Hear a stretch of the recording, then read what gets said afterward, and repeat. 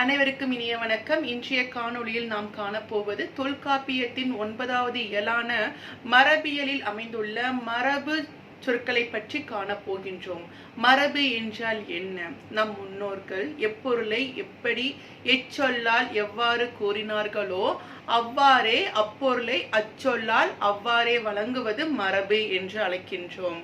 இப்பொழுது நாம் காணப்போவது மரபு சொற்கள் எவ்வகையில் அமைந்துள்ளன என்பதை பற்றி காணப்போகின்றோம். ஒளி மரபு சொற்கள், வினை மரபு சொற்கள், விலங்குகளின் இருப்பிட மரபு சொற்கள், தாவரங்களின் உறுப்புகளின் மரபு சொற்கள், இருப்பிட மரபு சொற்கள் ஆகியவற்றை ஆய்வதாக இக்காணொளி அமைகின்றது. இப்பொழுது நாம் காணொளிக்குள் செல்வோம். நாம் இப்பொழுது மரபு சொற்களின் வகைகளை அறிய போகின்றோம். ஒளி மரபு சொற்கள், விலங்குகளின் இளமை பெயர் மரபு சொற்கள், வினை மரபு சொற்கள், தாவரங்களின் உறுப்பு பெயர் மரபு சொற்கள், பூச்சிகள், பறவைகள், விலங்குகளின் இருப்பிட மரபு சொற்கள். முதலாவதாக ஒலி மரபு சொற்கள். குரங்கு அளப்பும், குயில் கூவும், ஆடு கத்தும், சிங்கம் கர்ஜிக்கும் முழங்கும், நாய் குரைக்கும், புலி உருமும், யானை பிளிரும், ஆந்தை அலறும், மயில் அகவும், பாம்பு சீரும்.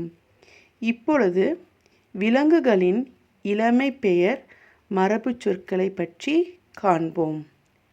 ஆட்டுக்குட்டி, கோழி குஞ்சு, குதிரை குட்டி, குரங்கு குட்டி, மான் கன்று, யானை கன்று, சிங்க குருளை, புலிப்பரல், கீரி பிள்ளை, அணிர் பிள்ளை.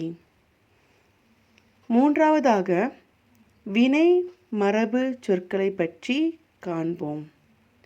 அம்பு எய்தார், ஆடை நெய்தார், பூ பறித்தாள், மாத்திரை விழுங்கினான், நீர் குடித்தான், சோறு உண்டான், கூடை முடைந்தார், சுவர் எழுப்பினார், முறுக்கு தின்றாள், பால் பருகினான்.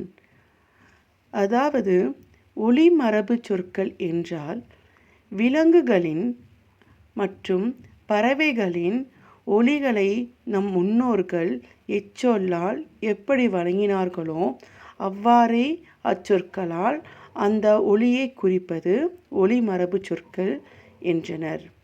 விலங்குகளின் இளமை பெயர் மரபு சொற்கள் என்பது ஒரு விலங்குகள், பறவைகள் அவற்றினுடைய இளமை பருவத்தில் அவ்விலங்குகள் எவ்வாறு அழைக்கப்படுகின்றன என்பதை பற்றி விளக்குவதே விலங்குகளின் இளமை பெயர் மரபு சொற்கள். வினை மரபு சொற்கள் அதாவது மனிதன் ஒவ்வொருவரும் தான் செய்கின்ற வேலைகளை குறிப்பது வினை மரபு சொற்கள். நம் முன்னோர்கள் மனிதர்கள் எவ்வாறு வேலை செய்கின்றார்களோ அதனை முறைப்படி அழைத்தனர். இப்பொழுது நாம் அவ்வாறு அழைப்பதில்லை. அத்தவறுகளை செய்யக்கூடாது என்பதற்காகவே நம் பாடப்பகுதியில் மரபு சொற்கள் என்ற இலக்கண பகுதி வைக்கப்பட்டுள்ளது. நான்காவதாக தாவரங்களின் உறுப்பு பெயர் மரபு சொற்கள். மா, பலா, வாழை இவற்றினுடைய இலைகளை நாம் இலைகள் என்று அழைக்கின்றோம்.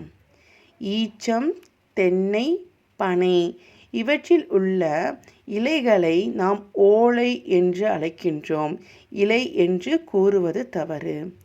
கம்பு, கேழ்வரகு, சோளம் இவற்றில் உள்ள இலைகளை நாம் தட்டை என்று அழைக்க வேண்டும்.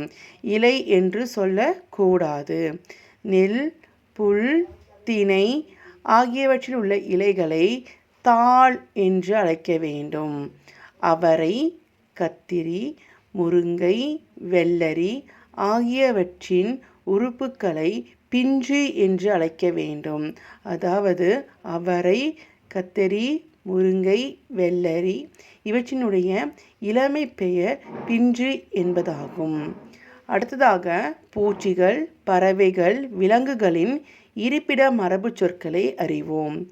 கரையான் புற்று, மாட்டுத் தொழுவம், கோழி பண்ணை, சிலந்தி வலை, நண்டு வலை, ஆட்டுப்பட்டி, குதிரை கொட்டில், குருவி கூடு, எலி வலை, யானை கூடம். இந்த மரபு சொற்களை இன்று நாம் அறிந்து கொண்டோம். எவ்வாறு நாம் ஒலி மரபு சொற்கள், விலங்குகளின் இளமை பெயர் மரபு சொற்கள், வினை மரபு சொற்கள், தாவரங்களின் உறுப்பு பெயர் மரபு சொற்கள், பூச்சிகள், பறவைகள், விலங்குகளின் இருப்பிட மரபு சொற்களை நாம் எவ்வாறு அழைக்க வேண்டும், எவ்வாறு பயன்படுத்த வேண்டும் என்பதை பற்றியும், சரியான மரபு சொற்களை நாம் பயன்படுத்த வேண்டும் என்பதை பற்றியும் இந்த இலக்கண பகுதியின் வாயிலாக நாம் அறிந்து கொண்டோம். நன்றி, வணக்கம்.